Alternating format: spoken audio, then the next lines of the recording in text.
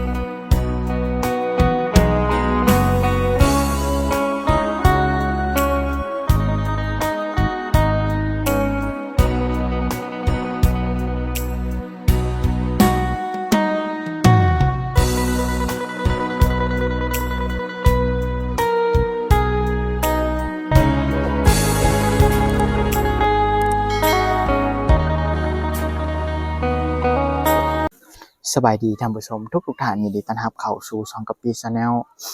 มื้อนี้เฮาเดินทางมาที่เขตเมืองเซโปนคือเก่าพี่น้องผู้ดีเห็นเด็กน้อยตำข้าวอยู่แต่ว่าบ่ฮู้ว่าลูกผู้ใดเห็นเพิ่นกำลังตำข้าวผู้เดียวพี่น้องตำข้าวเดี๋ยวจังได๋ก็ไปติดตามรับชมรับฟังนำกันคันว่าเห็นเด็กน้อยเฮ็ดเวียกเฮ็ดงานแบบนี้เฮาก็ชมเชยที่ว่าดุมันเป็นตาแพงหั่นแหละพี่น้องเด็กน้อยดุนะถ้าน่าขี้ดื้อกว่าพี่ก็บ่อยากปานใดบ่อยากว่าเฮาซ้ำเพราะว่าแฮงเว้าก็แฮงกระเตกได้เด็กน้อยขี้ดื้อน่ะโอเคพี่น้องเดี๋ยวไปติดตามรับชมรับฟังนำกันเบิ่งพี่น้องน้อยๆนี่ฮู้ตามเข้าตำรถล่ะตำรถเป็นเสยเป็นหมดบ่ถึงจานนี่กะเป็นหมดเนาะผู้ชายก็เป็นอีกโอ้ตัวก็เป็นบ่เป็นเนาะโอ้บ่ธรรมดาทุกมื้อบ่ถึงจะมาตำข้าวเชื่อตำทุกมื้อบ่มีข้าวตำทุกมื้อบ่ได้ไปเสียมันบ่บ่หัวเย้ยกันใกล้กินแล้วล่ะเอ้ยบ่ได้ไปสีข้าวบ่มีแต่ตำเอาเองข้าวน้อยเนาะน้องจะบ่นี่ก็ปีกระทายได้เล็กๆน้อยๆพี่น้องหันไปฟังบ่หัวขวัญกันพยายามบอกพยายามสอนกับเจ้าเด็กน้อยค่ะคันปลาเปื่อยเนี่ยก็บ่อันนั้นเป็นจักไล่ไปไกลๆแน่ล่ะโอ้ยแบกแพเสยซะ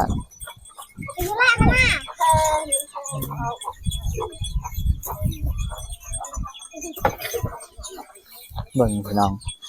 เขาจะบ่ได้ไปสีเพราะว่าข้าวมันเล็กๆน้อยๆตำแล้วก็มาเลยฮะนะมากินคาบต่อไป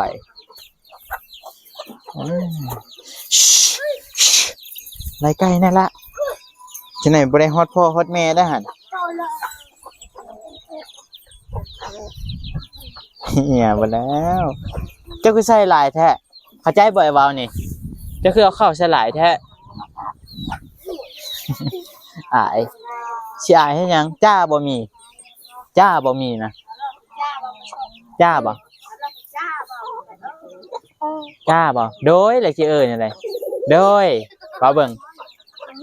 โดยเป็นเสือ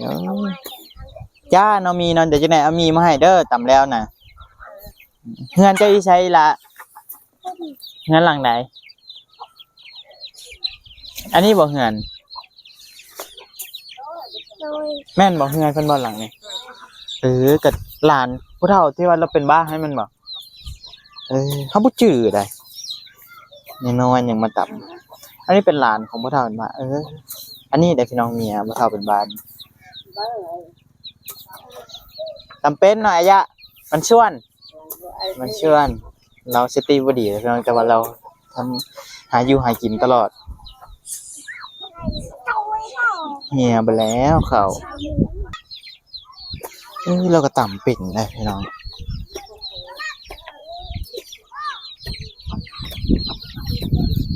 แล้วก็เป็นเนาะ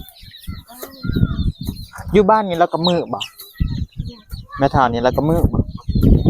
มีแต่หัวแล้วเนาะ กาศแล้วเนาะจำเป็นก็พี่ถามแต่บ่ได้หันกล้องไปพี่น้องเล็กน้อยก็จะป้าเปื่อยน้อยนักได้พี่น้องสิเห็นแบบนี้นะก็พี่บ่ได้มาอยู่นี่ก็ยังบ่เคยเห็นก็จะตำข้าวจักเทื่อได้ยินแต่แม่เว้าตะกี้แม่ก็พี่ก็ตำข้าวไปนี่แหละเบิ่งเนี่ยอะยะราชติบ่ดีแต่ว่าเฮ็ดเป็นมาทุกอันหาอยู่หากินแล้วเป็นหมดได้ผัวก็เสียแล้วอีต้นลาวพี่น้องบ่ได้เฮียอะไรได้แบกซากก็จะมาจากแพงเมื่อยเด้อเด็กน้อยแต่เฮายังตำบ่ได้เป็นปานนี้ได้หาย่านบ่ได้กินอยู่ขนาดเฮาตำนี่อีหลาน้อยมันตำคู่มือบ่ล่ะ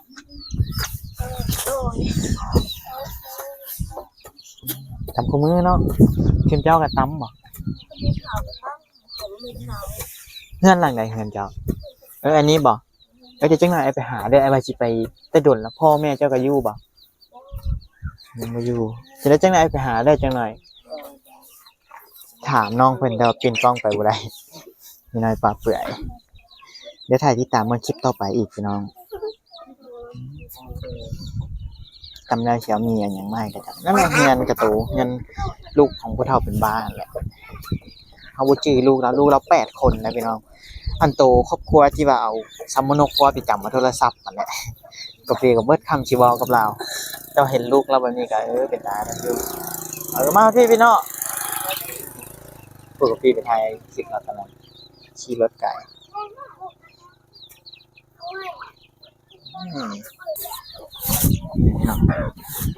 เป็นนะแล้วเขาจะมาอยู่หัวลมเพราะมันสิปิวเข้าตา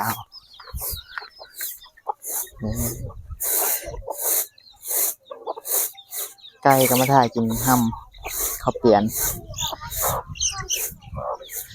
เป็นนะนี่เราเห็น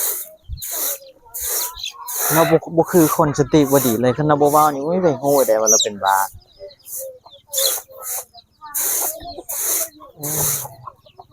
ตอนในการเฮ็ดอะไรว่าอยู่หัวลมยังปิวเข้าตา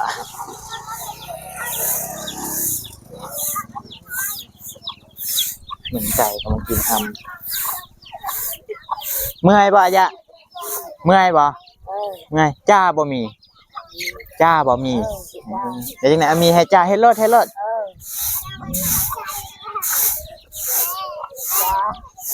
เนาะ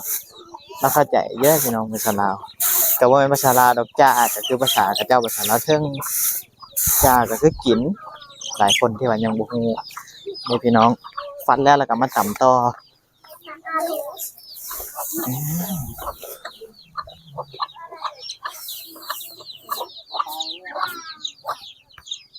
ละเอียดอย่างนี้พี่น้องก็จะเฮ็ดนะถ้าบ่ถึงขั้นตอนก็คือจบเลยนะเข้าไปเฮ็ดนี่ยังบ่ได้กินซ้ำตำต่อเนาะวันนี้ตำอีกเนาะเอาไปตำรถตำรถเดี๋ยวจะเอามีให้จ้าเด้อพอมีแห้งตำข้าวกับเมื่อยเด้อพี่น้องบ่รู้เมื่อย2 สาดครบไง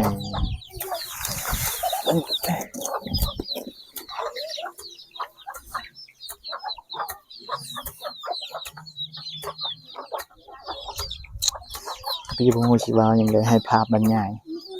อันนี้ก็น้อยๆนึงเพราะมัน4 ปี 5 ปีมึงนี่แหละ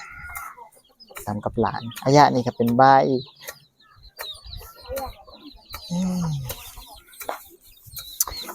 พระเจ้าน่ะเฮ็ดเป็นเพราะว่าบ่ค่อยได้ไปสีเด้เฮือนน่ะก็เป็นเด็กน้อยซ้ำใดซ้ำหนึ่งก็เป็นมาเลยนะนำบ้านนี่ก็จะต่ำตลอดบ่ได้ไปสีเลยนะข้าวมันบ่หลายก็เจ้าก็บ่ได้ไปสีอีกอย่างมันก็ได้จ่ายเงินนั่นแหละมันได้ใช้เงินแล้วก็เจ้าตัดปัญหาก็คือบ่ไป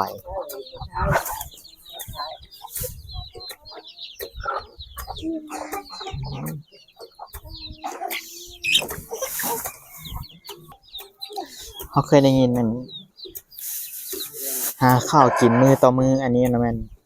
ตำข้าวกินคาบต่อคาบเลยพี่น้องคือตำมื้อนี้นี่กินมื้ออื่นตอนเช้าตำมื้ออื่นตอนเช้ากินตอนแลงมันสิเป็นแบบนั้นเลยพี่น้องคาบต่อคาบก็ต้อง เพราะว่าอีกอย่างก็จะเฮ็ดเวียกหนักล่ะเปลืองเปลืองข้าวนิดนึงในอยู่ในกินก็บ่ปานใดดอกพี่น้องเพราะว่าแต่เจ้าหาหน่อไม้หน่อตอกอิหยังกินเอาก็ได้แต่ว่าในอยู่ในแต่ว่าข้าวนี่ก็เป็นพลังงานชนิดหนึ่งพี่น้องเฮ็ดเวียกเมื่อยๆต้องได้กินข้าวจ้ำแจ่วก็ได้เฮ็ดหยังกินก็ได้แต่ว่าขอแต่มีข้าวพี่น้องสิแล้วล่ะได้หยังอีกรอบหนึงแล้วก็เอาอีกครั้งหนึงตำบัดนี้ก็ซัดแล้วก็มันจะให้เอาข้าวเปียกข้าวเปลือนออกข้าวเปลือกออกถ้ามาช่วยกันแบบนี้ก็แป๊บเดียวก็แล้วได้พี่น้องเพราะว่าเฮ็ดผู้เดียวผู้น้อยนี่ก็โดนเติบอยู่ว่าแฮงก็บ่หลายช่วยสิตำได้เทื่อละบาทก็พอแฮงแล้วได้เด็กน้อยแบ่งเบิ่งซากพี่น้องใหญ่กว่าโตคนอีก ซากนี่ยาวกันคนก็ยังแบกเอาต่ำตะแพงกับเจ้าขนาดเด็กน้อยดุมันแบบนี้นะผู้ใดเห็นผู้ใดก็แพงเด็กน้อยดุบ่ดื้อบ่หยังทำแล้วฮอดที่2ก็ขั้นตอนต่อไปพี่น้องก็คือเอามาฟัดช่วยกันกับคันเอาภาษาบ้านเฮาก็แม่ตู้กับหลานมันก็เจ้าก็อายะก็คือแม่เฒ่าหมุนนะพี่น้องเพื่อได้สิฟัดพร้อมนี่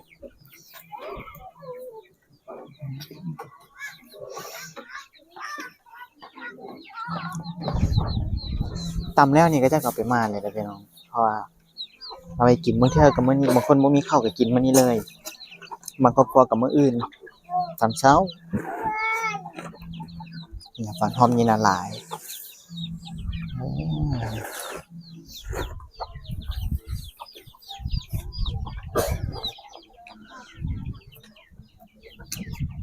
เอาอยู่หัวลมเลยพี่น้องเพราะว่าข้าวเปลือกนี่ปิวเข้าตาขนาดเลยนะอยากเป็นฝันเฮ็ดคู่มือบ่อะยะตามคู่มือเนาะเฮ็ดเลิศไก่ฉันสิกินข้าวเปียนห้ำนั่นแหละพี่น้อง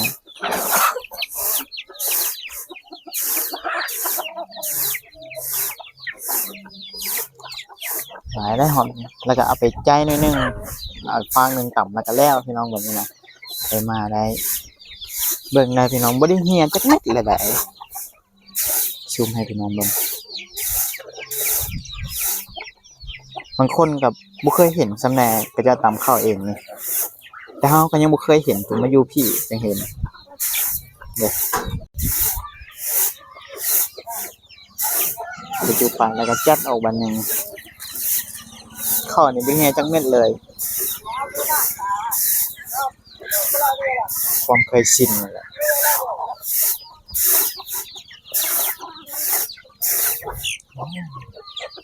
แล้วบัดนี้ไปใจเอาอันนี้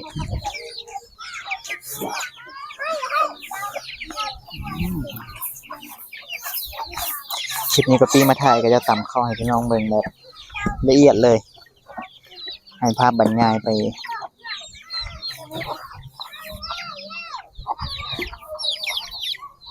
เอาดำต่อไปนี่อีกเบื้องหนึ่งเอาเบื้องนี้เราต่ำมานี่นะไปเฮ็ดละอันนี้หอบสุดท้ายพี่น้องเอา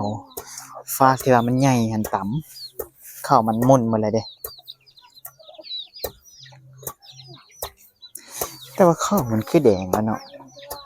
เขาเห็นแต่เจ้าต่ำมันสลายมันมีแต่ข้าวพันแดงมันจะเขาจะเอิ้นข้าวอย่างกับปีกับบุ้งฮู้คือกันผู้ใดฮู้ก็คอมเมนต์บอกได้พี่น้องหอมนี่ก็แล้วมาเดี๋ยวละเอาไปใจออกไปซักเอาอีกบาทนึงให้พี่น้องเบิ่งแบบไกลๆเลยขั้นต่ำเป็นมันแทบสิบ่เหี่ยเลยคันก็ปีต่ำนี่ย่างก็จะบ่ได้กิน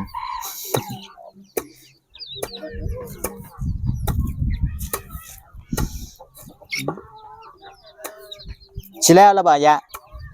สิแล้วละอย่าไปกินแล้วบ่กินเลย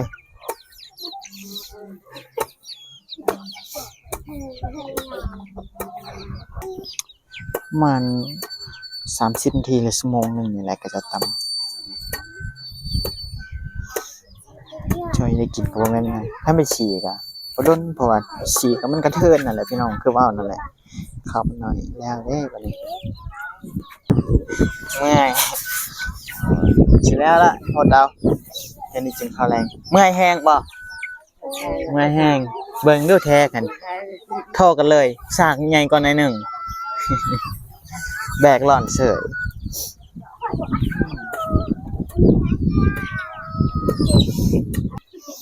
เราเซ็กเบิ่งได้นี่นะแล้วละบ่ยังอีกหน่อยหนึงแต่อีหลานี่บ่ไหวแล้วแนวมีให้กินพอเช้ามีแห้ง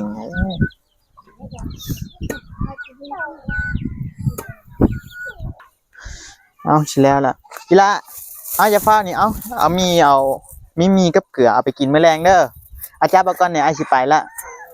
นบขอบใจเบิ่งดูขอบใจอายะเอ้ยขอบคุณขอบใจเบิ่งขอบใจ อยู่ดีมีแฮงเด้ออายะเด้อเดี๋ยวค่อยไปก่อนเอาสบายดีอีหละสบายดีโอเคพี่น้องอันนี้ก็คำเนาบ้านเฮาก็คือแม่ตู้กับหลานนั่นแหละตำข้าวนํกันเครื่องของเฮามาให้นี่ก็จากผู้ใหญ่ใจดีทีมงานแม่เมฆพอคำไหวแล้วก็นายนิกกี้แม่คำสร้อยแล้วก็อีกหลายๆคนพี่น้องโฮมกันมาพุ่นละเล็กๆน้อยๆขอขอบคุณขอขอบใจทางผู้ใหญ่ใจดีแล้วก็ท่านผู้ชมทุกท่านที่เบิ่งจนจบคลิปเนาะพี่น้องแดดแน่มื้อนี้ไม้เฮามีข้างเดียวก็ต้องได้เสียงเลยพี่น้องยานคลิปบ่มีเสียงเนี่ยคันเบิดก็คือเบิดเลยโอเคพี่น้องขอให้ทุกท่านอยู่ดีมีแรงสุขภาพแข็งแรงผิดพลาดประการใดก็พี่ก็ต้องขอโทษขออภัยไว้ณที่นี้ถึกใจก็ฝากไลค์กดแชร์ไปติดตามให้กับพี่ในเด้อพี่น้องอันนี้เด็กน้อยคือว่าเด็กน้อยเขตชนบทเขาเจ้าก็เป็นหมดตำข้าวอีหยังก็หาอยู่หากินนี่เป็นบ่ได้พี่น้องเด็กน้อยน้อยๆแล้วก็บางคนที่ว่าบ่เป็นใหญ่แล้วก็ย้อนว่าพ่อแม่ก็จะสอนบ่คือกันโอเคพี่น้องเดี๋ยวถ้าติดตามคลิปต่อไปสำหรับคลิปนี้ก็พี่สิขอตัวไปก่อนพี่น้องสบายดี